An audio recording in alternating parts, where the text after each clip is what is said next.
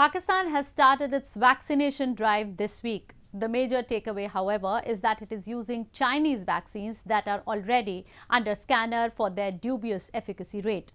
The Pakistan government, however, has cautioned its senior citizens to not get it administered, for it shows no results on elderlies.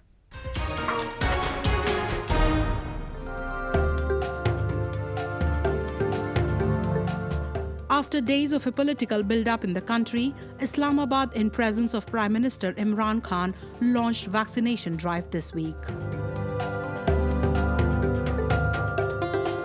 While the country's own campaign of developing a vaccine is undergoing clinical trials under Chinese watch, it has received some 500,000 Sinopharm vaccines from Beijing. Pakistan will vaccinate its doctors and healthcare workers in the first phase. It will also be receiving 17 million India-made Covishield vaccines through COVAX route, the World Health Organization's drive to provide vaccines to countries.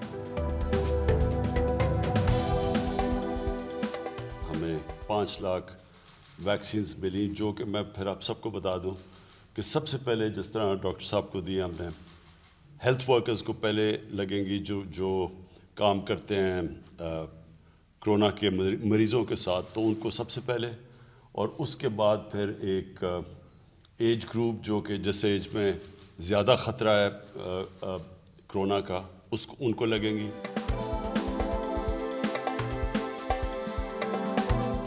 The question, however, arises is that why Pakistan is risking its citizens' life with Chinese vaccines that are not being trusted by people across the world.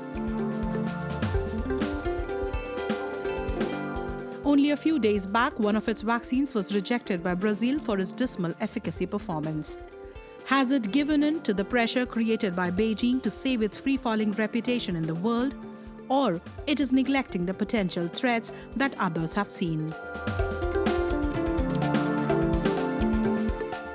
While Pakistan has announced that it will not be vaccinating its 60-plus people with Chinese vaccines, the experts around the world have raised apprehension over its use on remaining people too. China has spent around $70 billion in Pakistan and has used its deep pockets to influence almost everything in the country. No wonder the vaccines are being administered by Pakistan. Meanwhile, India, which has emerged as a savior in the pandemic, has ramped its fight against the virus.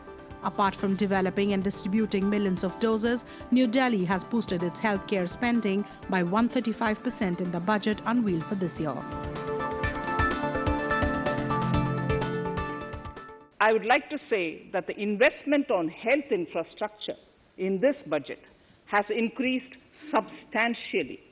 Progressively, as institutions absorb more, we shall commit more.